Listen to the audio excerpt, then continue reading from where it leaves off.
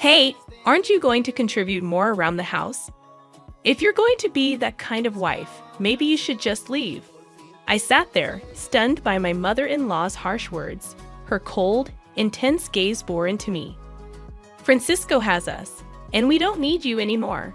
You always look tired and seem to accomplish nothing, chimed in my unhelpful sister-in-law with a dismissive tone.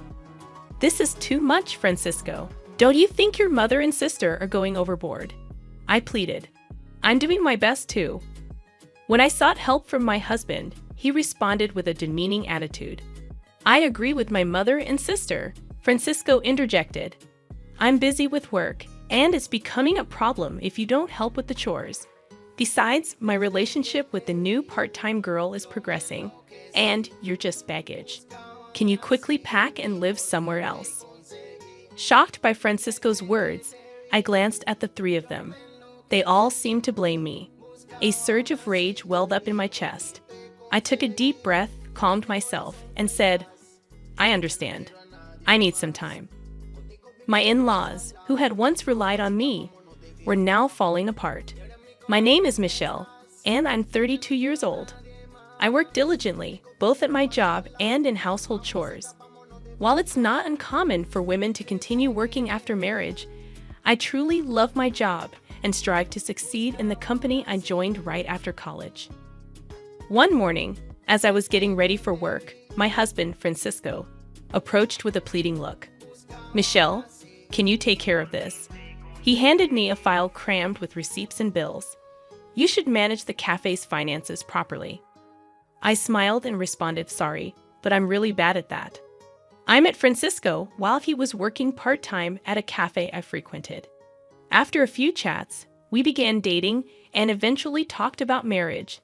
Now, Francisco owns the cafe, but despite his ability to run the business, he struggles with paperwork and always asks me to handle the accounting. As I sighed, my mother-in-law added, Michelle, I suddenly feel like eating Chinese food tonight. Could you rinse the rice well? Also, Mia and the kids are coming this weekend, so we need to plan their meals. Sure, I got it. I nodded to my mother-in-law's request and hurriedly left the house. Before marriage, I was excited about my new life with Francisco.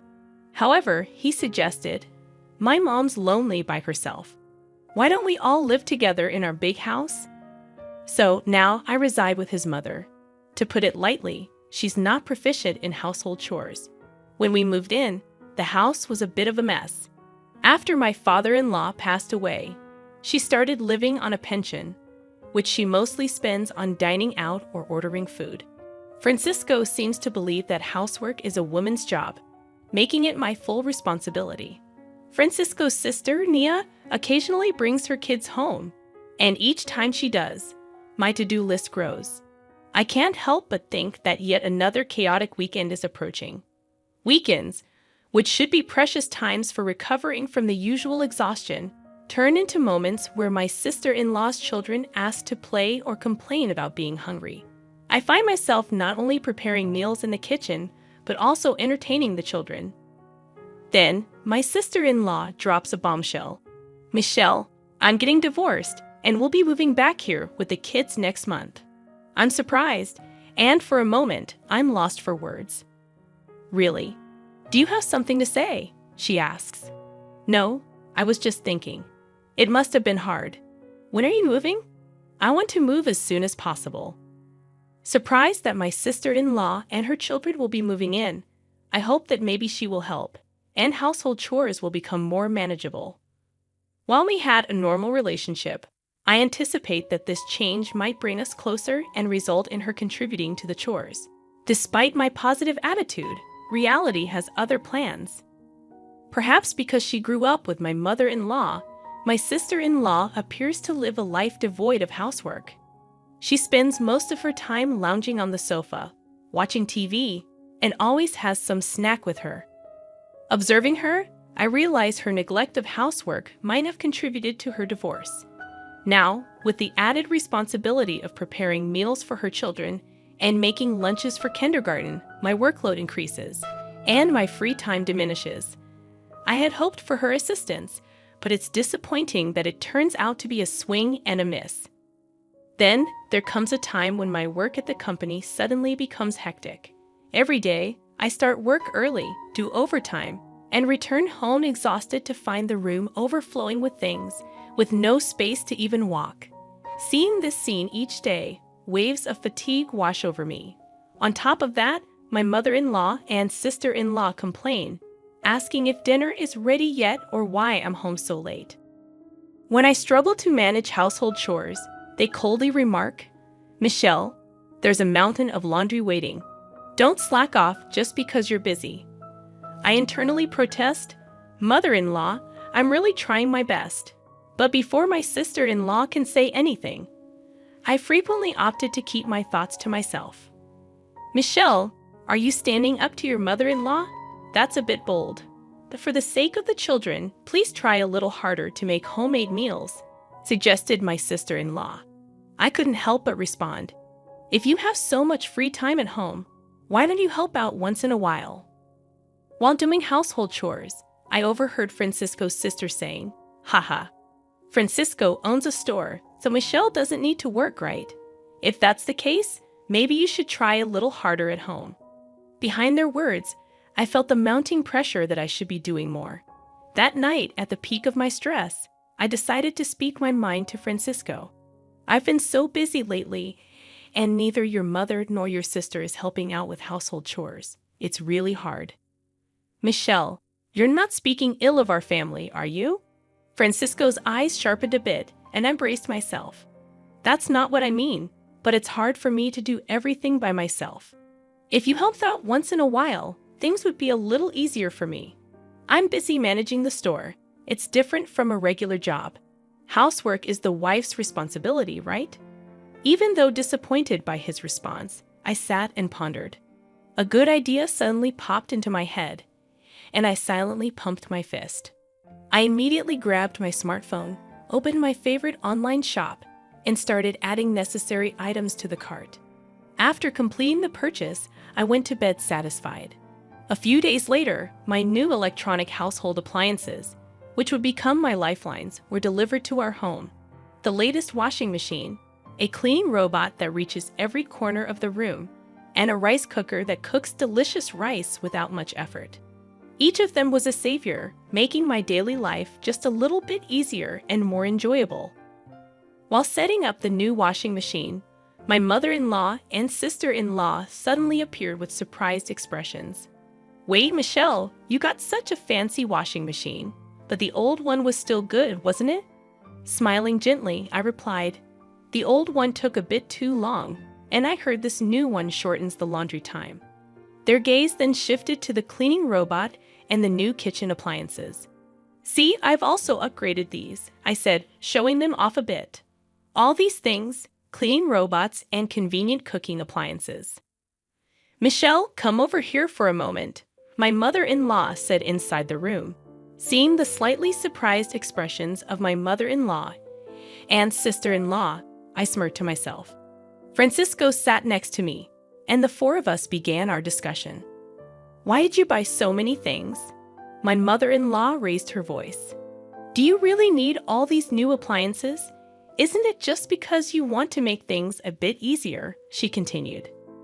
"Well, I thought it would be nice if things around the house could run a bit more smoothly," I replied with a slightly troubled expression. But my mother-in-law chimed in, "Relying too much on machines, aren't we?"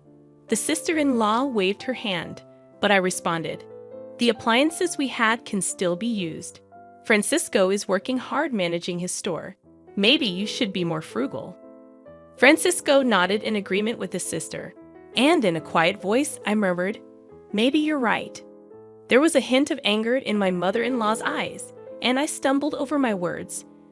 "Are you even considering our household?" "I really am, but I'm just a bit exhausted," I replied. My mother-in-law raised her voice, exclaiming, "Enough. I can't believe you're our daughter-in-law." My sister-in-law, with a disgusted look, added, "I'll watch over Francisco.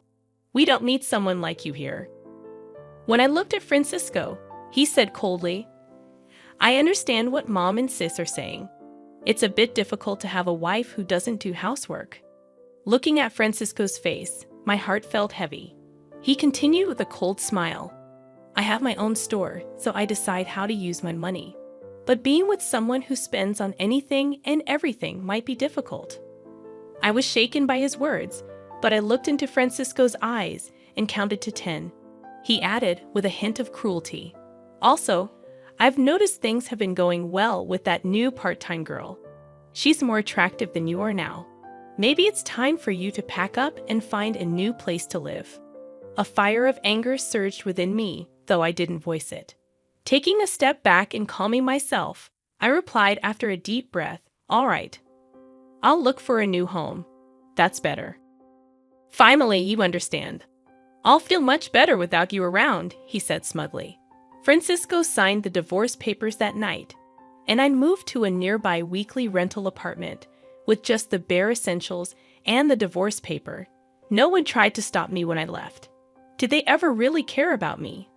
After submitting the divorce papers at the city office, I found a stylish apartment to start fresh. During this time, an unexpected opportunity came my way. A promotion I had been putting off because of my family situation. I seized this chance and began working as a section manager. Every day, as I dedicated myself entirely to my job, I felt a renewed sense of accomplishment. In the midst of these busy days, my phone rang. The caller ID showed it was my former mother-in-law. I thought we had nothing to do with each other anymore, right? Without checking her message, I swiped to dismiss the call. My new life had begun, and I wouldn't look back at the past. A year flew by. One weekend, as I was relaxing in my room, listening to my favorite music, my phone rang again. To my surprise, it was my former mother-in-law. Wondering what she wanted after all this time, I picked up. "Hello, is something wrong, Michelle?" I finally got through. "I didn't think you would answer after so many calls." "Well, it's been a while. What's going on?" I asked. She hesitated for a moment and then asked, "How's your new life?" Despite her probing tone, I replied cheerfully, "It's great. I love my new apartment, and work is going smoothly. I even got promoted and am living freely." "That's good, Michelle. Can you come back home?" I was taken aback and blurted out, "Why?" "We're struggling financially." I thought to myself, I knew it, and responded cautiously. "Francisco's cafe only makes about $1,000 a month, right? If no one else in the family works, things could be tough." "You knew about that?" she asked. Yes, Francisco's cafe wasn't doing well. I was fully aware of its financial situation since I handled all the accounting. But he pretended to be the successful owner without understanding the real state of his business. It was almost laughable how oblivious he was. I handled all the finances and procurement, so of course. I sensed her shock. "You knew and didn't tell us?" "We had no idea you were doing so well in such a big company, or that you were contributing so much to the household expenses," my former mother-in-law exclaimed. I admitted, "Yes, I contributed more than $3,000 every month. Thanks to that, you all managed." The truth was, I used my salary to bridge the gap in Francisco's business losses. He seemed completely unaware of the situation, and after I left, it seemed reality hit hard. "Michelle, can you please come back?" she asked. Curious, I inquired, "So how's Francisco's cafe doing now?" She sighed. "We might have to close soon, and the part-time workers keep quitting." With an inward smirk, I commented on his slightly sloppy management style. "It's hard to keep it going for long, isn't it? His little bit of pride doesn't help. Not doing proper work. I mean, how many women out there do you think would be willing to support a guy like that?" My former mother-in-law was momentarily at a loss for words. I continued somewhat sarcastically, "Wait, I'm a bit busy now. Since you left, the house is a mess. It's chaotic with things everywhere." Confused, I asked, "Wait, what do you mean?" She described the disarray of their home with belongings scattered everywhere, looking like a storeroom. Without anyone to cook, they were eating out, which was costing a lot. The washing machine broke down. and it seemed like there's no room in the budget to buy a new one. Actually, the appliances that you took back, I was really relying on them, my former mother-in-law admitted. Puzzled, I asked, "Huh? Why is that?" "Those were for my convenience. Besides, I bought them myself, so it's okay for me to take them back, right?" She reluctantly agreed, "Yeah, I guess so. But I never realized housework was this challenging." With a firm tone, my former mother-in-law added, "With 3 adults in the house, how can it be that hard? What are Francisco and your daughter doing?" A hint of fatigue could be heard in her voice. As for Francisco, his staff members have been quitting, and sales have plummeted. As soon as he found out, he became really downcast and has just been lazing around at home. But Francisco used to spend his money from the store without any restraint, right? On top of that, Mia doesn't help at all. She doesn't do anything around the house and even gets her allowance from me. To be honest, living on just my pension for the 3 of us is really hard, she continued. I responded with a hint of sarcasm. Mia once told me that I was unnecessary because she was there. My former mother-in-law desperately said, "Nichelle, we're really in trouble. Living on just my pension for the 3 of us is quite tough." I firmly stated, "I have no intention of returning to that house. It must be hard living with all that baggage." She seemed to be at a loss for words. Seeing her like this made me feel a bit sorry for her. But as I was about to hang up, my former mother-in-law seemed eager to say something. "Nichelle, I'm really sorry. Can you reconsider?" Her voice sounded a bit exhausted. I replied, "I wonder if we can ever spend days together with smiles again." "Huh? Was it that hard without me?" I asked with a mix of surprise and calmness. After a short pause, my former mother-in-law took a deep breath. "Yes, there's actually an issue with the property tax. We might have to let go of the house." I said, "I see, but I really don't want to get involved anymore. Decide what you're going to do with your family." I hung up without waiting for her next words. After that, I set it up so I wouldn't receive any more calls from her. In my room, holding my favorite mug filled with aromatic coffee, I enjoyed my time alone, looking at the outside scenery. A smile spontaneously appeared on my face. A few months later, when I passed by the cafe where Francisco used to work, I noticed the place was now quiet and empty. Recalling its past liveliness, I felt a bit nostalgic. It seems they really closed the shop. While walking around the old town, I became curious about my former in-law's house and saw a sold sign. Coincidentally, I bumped into an old neighbor in town. According to her, those 3 had quickly sold their house and moved to a small apartment nearby. In their new home, there were always loud arguments and even the smell of garbage. It seems the neighbors are quite bothered, and it has become a bit of local gossip. I thought, it must be tough for them, but with a bit of effort, life can change. I wondered why they don't try. As I gazed at the old house, these thoughts wandered in my mind. A lot has happened to me since then, but I'm living each day to the fullest. In fact, a handsome guy from my workplace confessed, saying, "I really admire your hardworking nature." Now we're enjoying our dates, and I'm really looking forward to what the future holds.